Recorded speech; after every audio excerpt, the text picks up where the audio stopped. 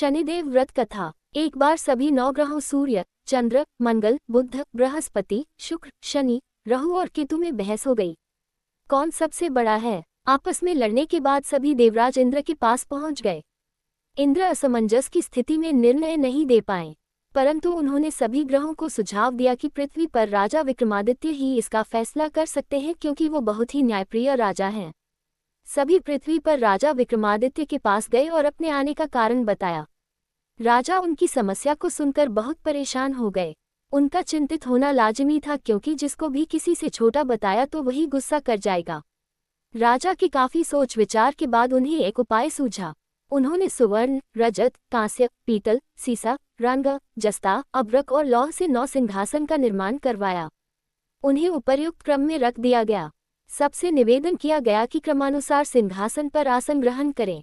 शर्त रखा गया कि जो सबसे अंतिम में सिंहासन पर आसन ग्रहण करेगा वही सबसे छोटा माना जाएगा, जिसकी वजह से शनिदेव सबसे बाद में आसन प्राप्त कर सके और सबसे छोटे कहलाए। क्रोध के आवेश में आकर शनिदेव ने सोचा कि राजा ने ये सब जानबूझकर किया है। कुपित होकर राजा से कहा कि राजा, तू मुझे नहीं जानता। सूर्य एक राशि में 1 महीना, चंद्रमा 2.25 महीने 2 दिन, मंगल 1.5 महीना, बृहस्पति 13 महीने, बुध और शुक्र 1 महीने विचरण करते हैं, लेकिन मैं 2.5 से 7.5 साल तक रहता हूँ। मैंने बड़े बड़े का विनाश किया है। श्री राम की 7.5 आने पर उन्हें जंगल जंगल भटकना पड़ा और रावण की आने पर लंका को बंदरों की सेना से परास्त होना पड़ा।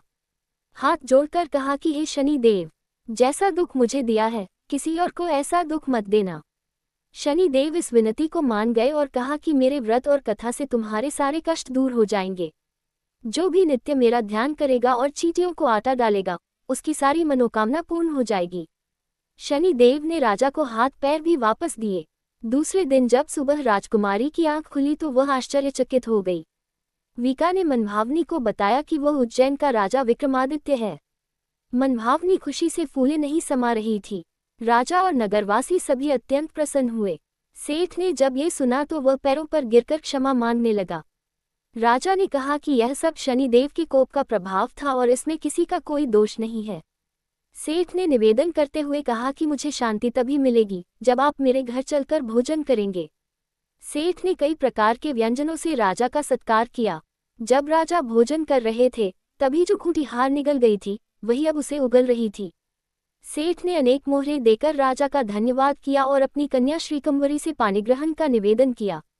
राजा ने सहर्ष स्वीकार कर लिया। राजा अपनी दोनों रानियों मनभावनी और श्रीकंवरी को लेकर उज्जैन नगरी लौट आए। सारे नगर में दीपमाला और खुशी मनाई। राजा ने घोषणा करते हुए कहा कि मैंने शनिदेव को सबसे छोटा बताया था, लेकिन असल में वही सर्वोपरि हैं। तब से सारे राज्य में शनिदेव की पूजा और कथा नियमित होने लगी। सारी प्रजा के बीच खुशी और आनंद का वातावरण बन गया। शनिदेव के व्रत की कथा को जो भी सुनता या पढ़ता है उसके सारे दुख दूर हो जाते हैं।